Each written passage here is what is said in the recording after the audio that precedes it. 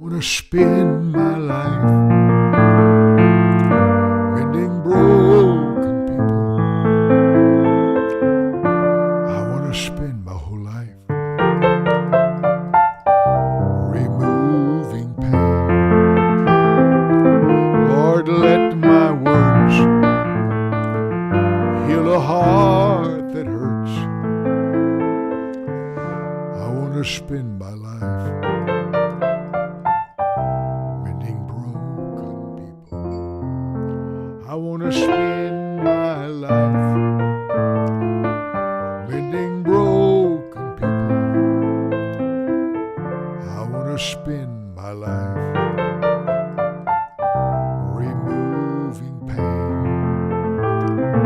Lord, let my words heal a heart that hurts. I wanna spend my life mending broken people. When I see my brother stumble and all his dreams crumble, let me be there, for I too fail. When I see his heart breaking from a wrong turn that he's been taking, let me be there, for I remember so well. I want to spend my life mending broken people. I want to spend my life removing pain. Lord, let my words heal a heart that hurts. I want to spend my whole life mending broken people. I was broken, now mended again. I was broken, now mended again. And scars just remind me God's grace always finds me. I was broken, now I'm mended again. I was broken, now I'm mended again. I was broken, now I'm mended again. And scars just remind me God's grace always finds me. I was broken, now I'm mended again. Mike Murdock. My clock shows 5:11, and I've spoken a lot today, but a stirring came, and for preachers, I love preachers. Preachers are healers.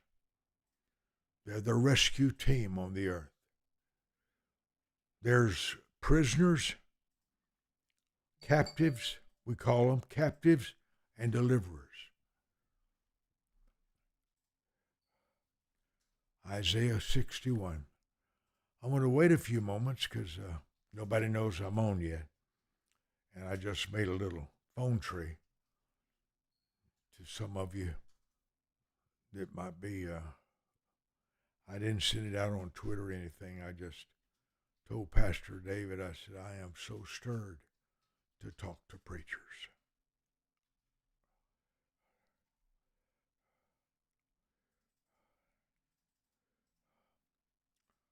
Is anybody on yet? You have a few? If you could put their, they're here. They're stirred. I'm going to wait a few minutes, but I've got to move with God, and when there's inspiration. I wrote some beautiful songs today. They're out of this world. Some I should have written 50 years ago. My clock shows, yay, she brought the little coffee. Hallelujah.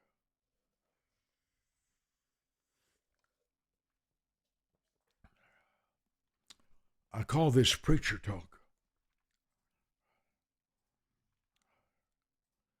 If you would like a free copy of Well, I wish Janice would stay there till 6 o'clock.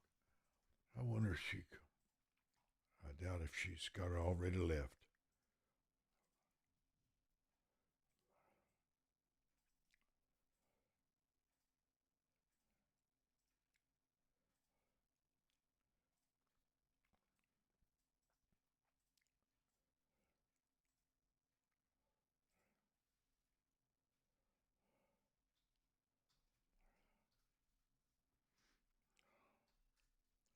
Give me one moment, family.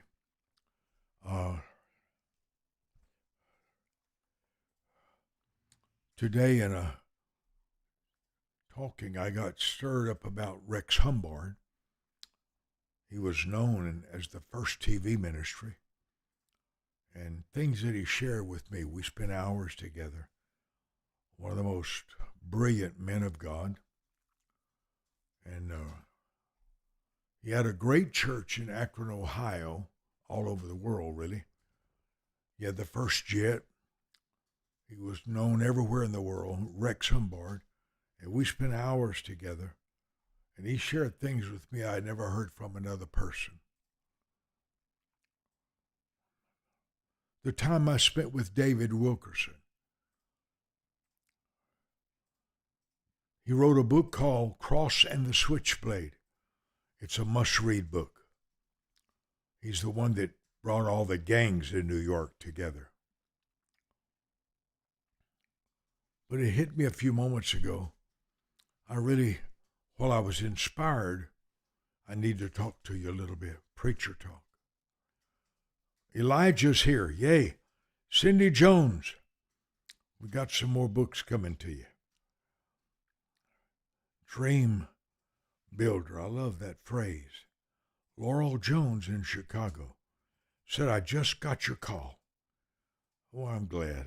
This is the last minute thing here. Lowell's last minute thing. Wow. Tijuana Pruitt is here. Jim, Cindy, I hope you got a chance to talk to Rosa. Constance Young is here. I'm so glad you're here. Pastor David is writing these out for me so I can see a little bit of who's here. We're talk preacher talk. I want to spend my life mending broken people. There's three things that a preacher must keep in his mind around his congregation or his people. Number one, hidden pain in people. Pain they can't talk about. Pain they don't want to talk about. But one of the things in the ministry that I find is important is to recognize you don't know the whole story. Something is missing in the story. I was in Dubai talking to a lady that had been a part of our ministry many years. She's from another country. But she cried for 2.5 hours in the lobby of a fancy hotel. 2.5 hours. Her father saw her come out of the room, her bedroom, when she was 14 years old. And he said to her, "You look like a slut."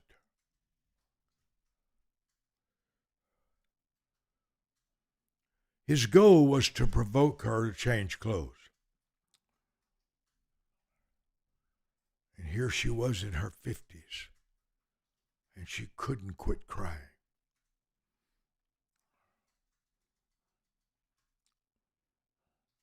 The purpose of Isaiah 61, the Spirit of the Lord God is upon me. He's anointed me. The purpose of the anointing is healing.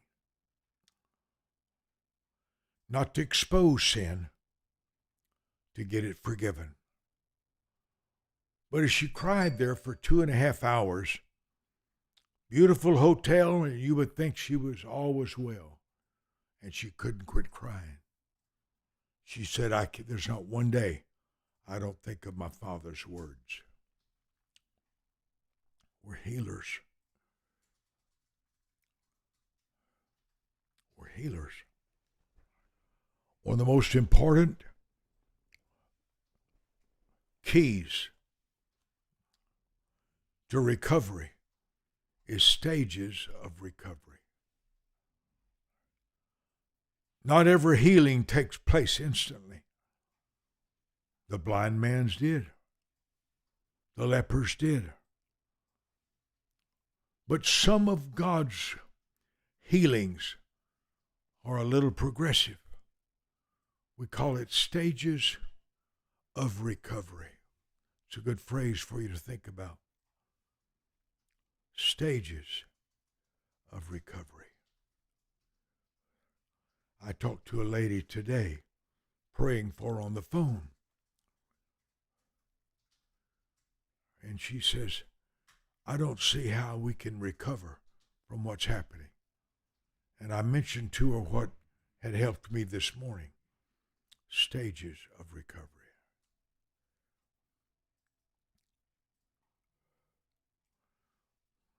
Hidden pain. Sometimes it's something they don't remember that happened. Sometimes it's something they haven't recovered from.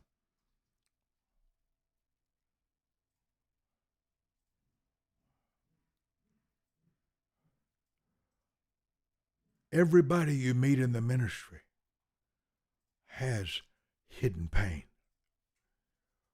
Stay aware of it. Stay sensitive to it. 3 things important with people. Ask questions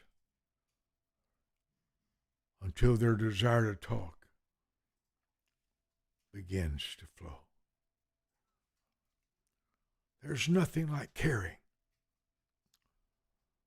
I was in a store here about probably 2 or 3 years ago, and I looked across, and a man was in tears, and he just stood there on the other side of me. And I walked around there, and I said, Sir, is everything all right? And he burst into tears. He said, Not really. My wife died 2 weeks ago, and this was her favorite store. And I'm thinking about her. His wife had died 2 weeks before. A listener is a healer. A serious, caring listener is rare. Now begin to talk to him. Sometimes people need to talk. Sometimes they're in the place where they just want to hear and listen. This season will turn out okay. Never trivialize the pain of people. You may be their only voice of hope. Think on this. It's possible you will be their only voice of hope. Bev, Mark, I missed you today. So good to see you here. Angela, Burnett is here. Galicia's here. Julie, Joyce, Bev, Jill. I'm so glad you made it. Jimmy, Edith. Trying to read that. Ed.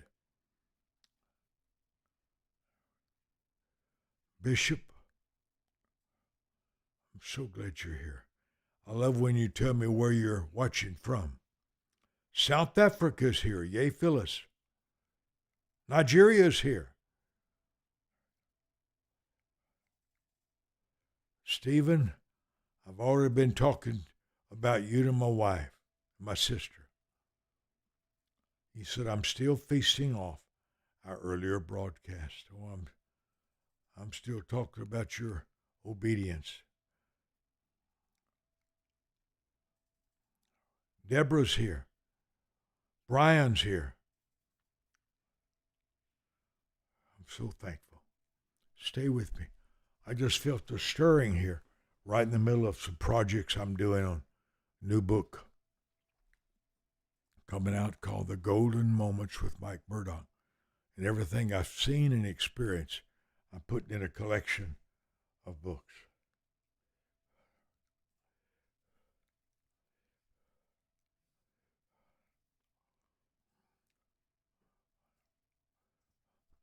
The Minister's Handbook.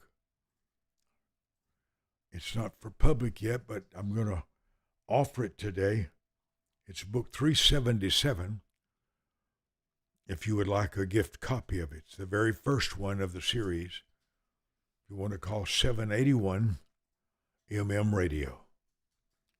781 Radio. That's my phone number to remind everybody that I teach 7 nights a week in 5 countries. And I want the radio to become important to you too. 781 Radio. Minister's Handbook. It's book number 377, if you could see at the bottom there.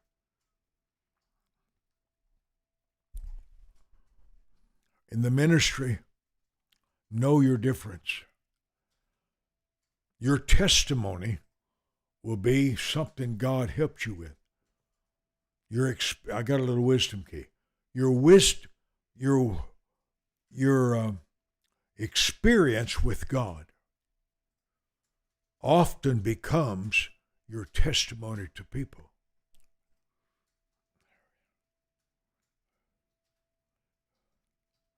Your experience with God, the healing of tuberculosis in Oral Roberts' life at 17 years old became his message all over the world. 17 years old, your experience with God. Your experience with God will become your message to people. Oral Roberts told me that he only knew of 2 people who had more than one message from God. He said, Brother Mike, the biggest mistake pastors will make is jumping Sunday to Sunday to a new topic. I did. There's so much in the Bible, 783,000 words, 56 hours to read the Bible through. I wanted to cover everything I could possibly cover, A through Z. I'm saying this for a reason. God didn't give you a message for everybody. He gave you a message for somebody. If I say Billy Graham, you say Decisions for Christ. Martin Luther, a man I greatly admired, Martin Luther King, was upset with Billy Graham because he wouldn't preach about racism. And Billy Graham told him over and over, Martin, that's your lane in the highway. My lane is a decision for Christ. That's my only lane.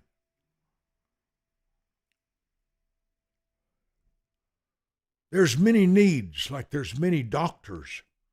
You have an eye doctor, you have a heart doctor, you have a cardiologist. There's many parts of the body. Some work on the eye. Some will work on the ear. I have a lady that helps me every few months with an ear. This ear is completely deaf. This is about 20-25%. But loud sounds affect me. I can't be around loud sounds. I go into shakes. It came out of a MRI they did. I came out worse shape than I went in. I've been told that 55% of all surgeries of doctors are unnecessary. 55%. We all make mistakes. In the ministry, you want to know, where has God called me? I have a passion for the Bible. I started reading 20 chapters a day when I was 15. 40 chapters a day when I was 21.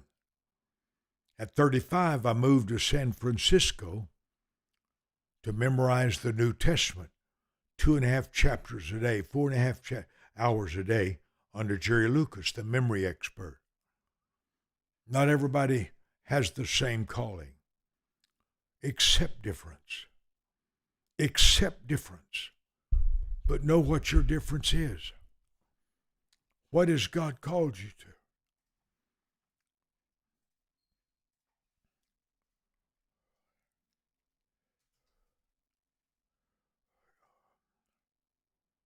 Your ministry doesn't have to be to 100,000 in a stadium. Ministry begins when you care. Sometimes your ministry is to 5 people called your family. But there's a grace on you for your family.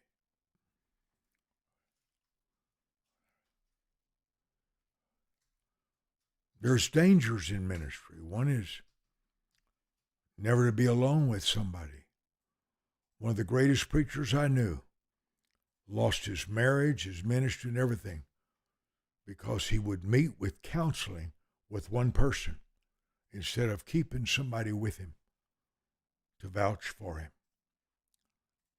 I could say more. Where are the opportunities for ministry?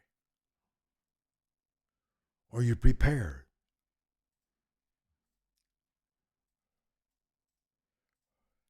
Who trains you? Who's the Elijah in your life? My first Elijah was my father.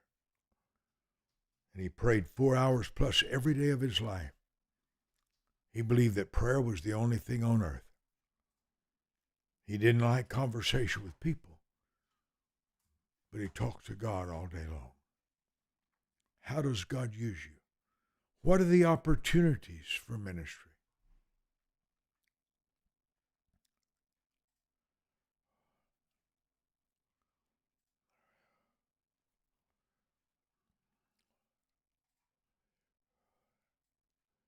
Stay close to experienced preachers.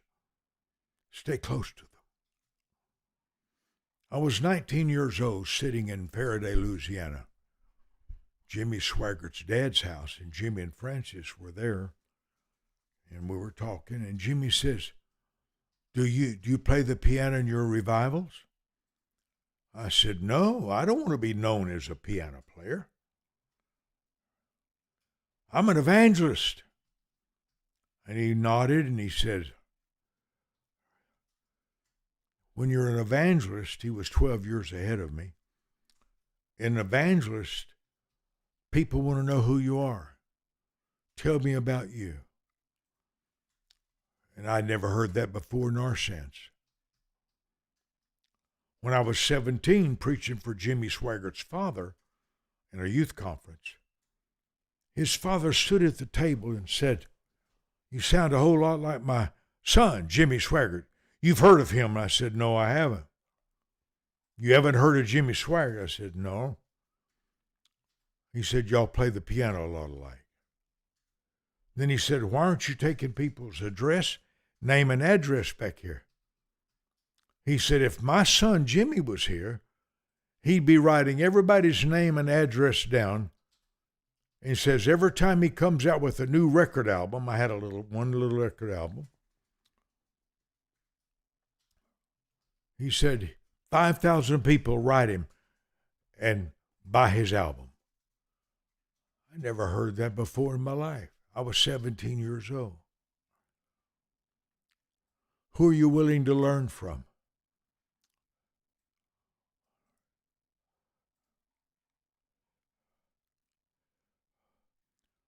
Ministry, you begin where you are.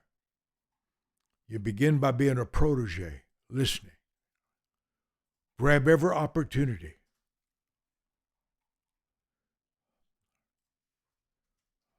Know who receives you. A receiver is a very important part of the ministry. Who receives your ministry?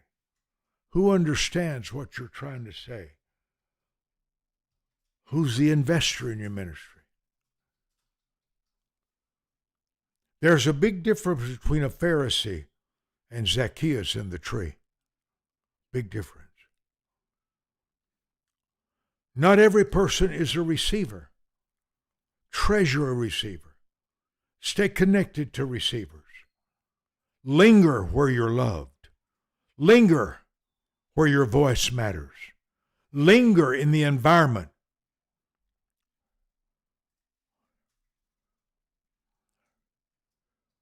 Where there's celebration. Linger in the environment you're celebrating. I'm thinking of Pryor, Oklahoma. Verdigris, Oklahoma, Mr. Brother Parrish. I'm thinking of Ardmore, Oklahoma. I'm thinking of where I was welcomed. Where was I welcomed? Where was I welcomed? And I grabbed that open door.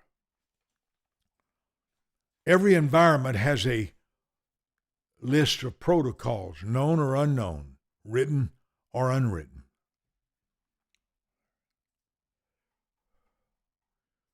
I came into a church one night come to my hotel room with a pastor, real nice man, and he was happy. And I sat down at the motel room. There were balloons everywhere, and they were celebrating me. And he had the list of his protocols. I couldn't mention a newsletter. I couldn't write anybody's name and address down. And I got mad. I started looking there. Wait, if you don't trust me, why did you invite me here? And I realized the value. Know the protocols of every environment that you enter. Know the protocols. What's acceptable? What's not acceptable?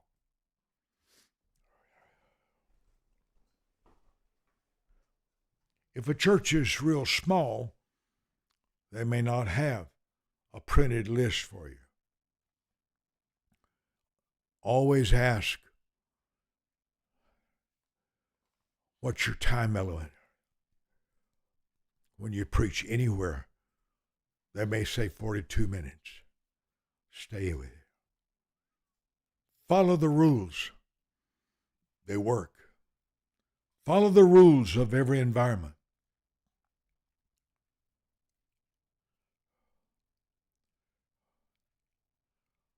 It was Florida. I looked at all the balloons and I was mad. He told me I couldn't talk about my monthly newsletter. Why? There was purpose for that, reason for it, and legitimate. There was legitimate reasons for the protocol. I'm in Nigeria. It's a Friday night. 10,000 people are there. The vice president of Nigeria was there. 10,000 people. And the next morning, the pastor called me at 11 o'clock, 11:30. I think it was 11:30. And he was mad. He said, "You preached too long last night." Well, he had dancers, he had choir singers, and I didn't know there was a time element. And I was angry. I've flown 8,000 miles and you're mad because I preached too long? I'm going back home. And I remembered Joseph shaving his beard so Pharaoh would find him acceptable. And I said, "Sir, I am so sorry." He said, "My people didn't get home till 2:30 this morning on the buses." I said, "Oh, I'm so sorry. I'm so sorry." I said, "What's my time element?" 40 minutes and not a minute more. I'd flown all the way, 8,000 miles. 10,000 people were there. And he was mad because I preached too long. I hadn't pursued awareness of the protocols. Every environment has a protocol, known or unknown. The other side of that is I received a letter from a preacher in Arizona, Phoenix. I was going to be there in 2 weeks. there was a list of protocols. One is I couldn't mention offerings for any reason. I could not talk about finances in their church. Well, I usually received offerings for the pastor in the church. I told my secretary, I said, call and cancel the meeting. She said, don't you want to talk to him? I said, no, he just sent me a letter. Said he don't want me to mention finances or offerings ever. And I says, I'm kind of known for emphasizing that. She said, but should you talk to him? No, I'm mad. Anger is the environment for life's worst mistakes. When you're mad, you say wrong things. When you're angry, your words create distrust. I went and I called him, Brother so-and-so. Hey, Mike, oh, we're so excited about you coming. I said, well, that's what I called about. I said, I just got your letter, and you mentioned you didn't want me talking about offerings. Oh, that's just standard protocols here. Mike, you're one of us. You're our family. You can say anything you want to about anything. And I went into shock. I was so glad my secretary reminded me of some of my own wisdom keys.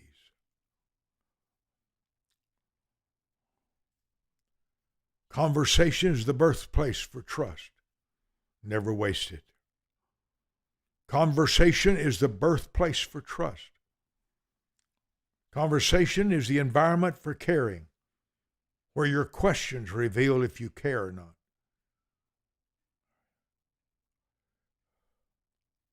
There's 42 differences in men. 42. Maybe you've read my book, The Difference in Men. The difference in men is the price they are willing to pay for mentorship. The difference in men is how quickly they apologize. The difference in men is whose mentorship they will pursue. The difference in men is huge. Same way with preachers. Father, you stirred me to go live again right here. The clock shows here in Texas 5:40. I ask you to give every preacher a mentorship relationship with somebody they trust. Mentorship is instant wisdom without the season of mistakes. Mentorship is the impartation of wisdom. It's learning through the mistakes of others. It's learning without waiting. It's instant wisdom. And I pray that every person watching me right now, that you'll put a mentorship heart inside them. Put somebody close to them who will be their protection world. Amen. Amen.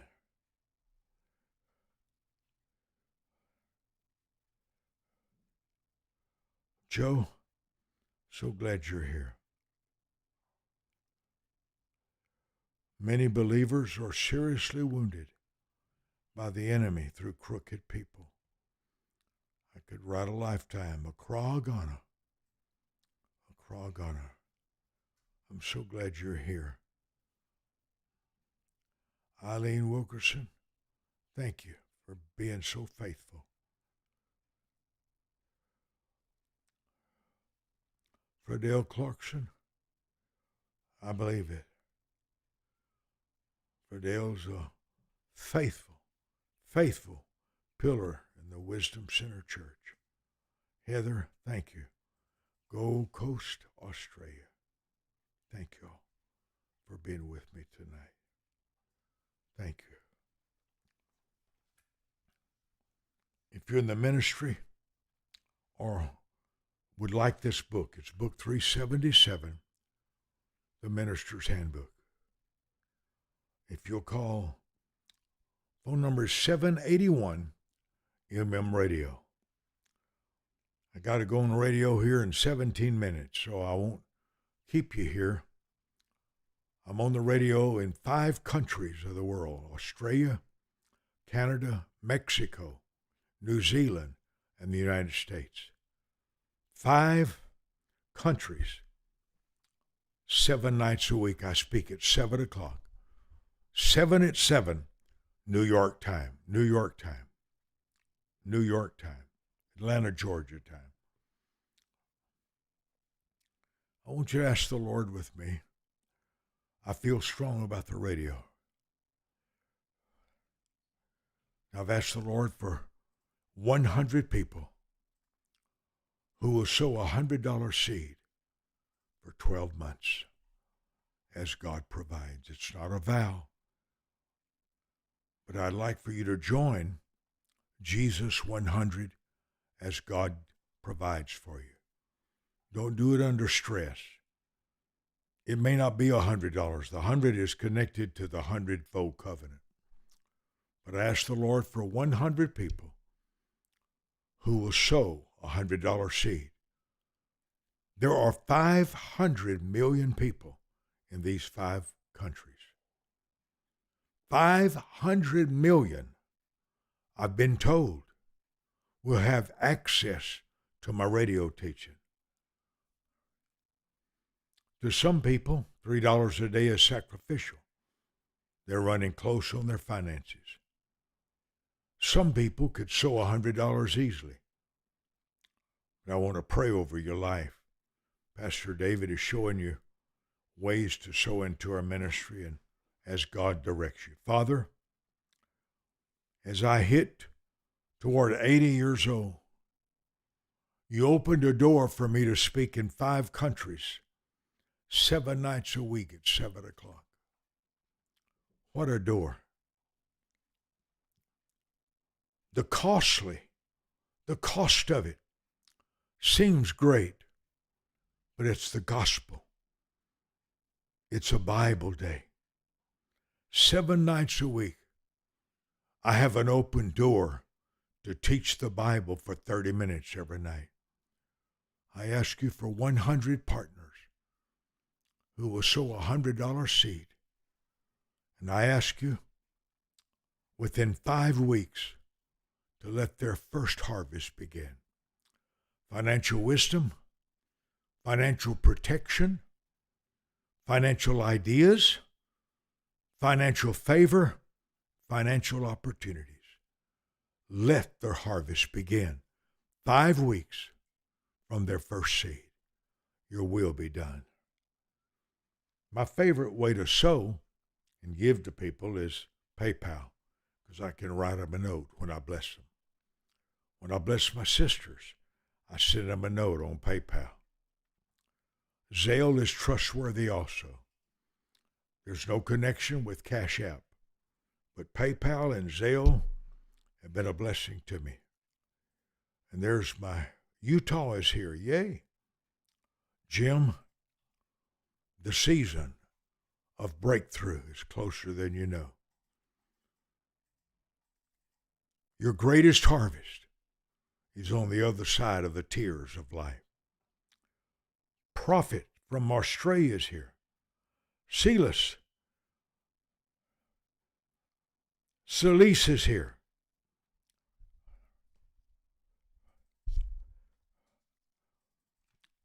Somebody asked me, how do I get a copy? If you can call the number, the radio number, and leave a message, or you can email me, Pastor Mike at thewisdomcenter.tv.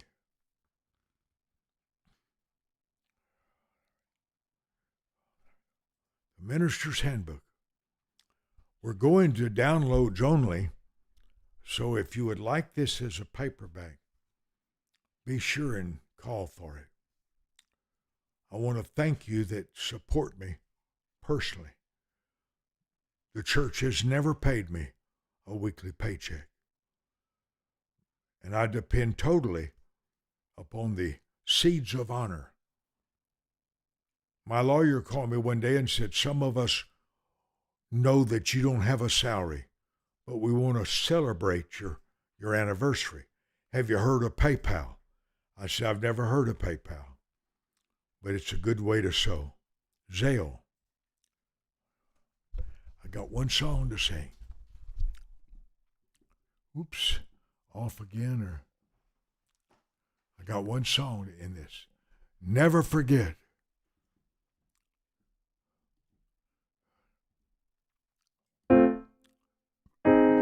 Forever love. Forever love. Jesus and me. Jesus and me. His blood washed my sins away. His blood washed my sins away. Forever, forever love.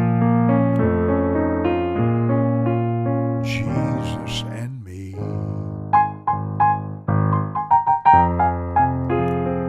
Forever love. Forever love. Jesus and me. Jesus and me. His blood washed my sins away. He gives me hope every day. Forever in love. Jesus and me. Thank you for writing me a note. 24 hours a day, the phone is open. 407 support. 407 support. Your emails are so important to me. Bishop, thank you for being here. Thank you for being a part of my life. Eileen, you're so faithful. I've often said that your mess will become your message. Your problem will become your message. Thank you from the depths of my heart. My clock shows 5:50. I'm 10 minutes away from my radio program called Heaven on Heaven 600 and iHeartRadio. I'm on the radio 7 times a week, 7 nights a week at 7. We call it 7 at 7 sometime. New York time, Atlanta, Georgia time, Orlando, Florida time. This thrills me that you changed your schedule to be with me in Preacher Talk. If you're in the ministry, please email me your shipping address. Please email me your shipping address.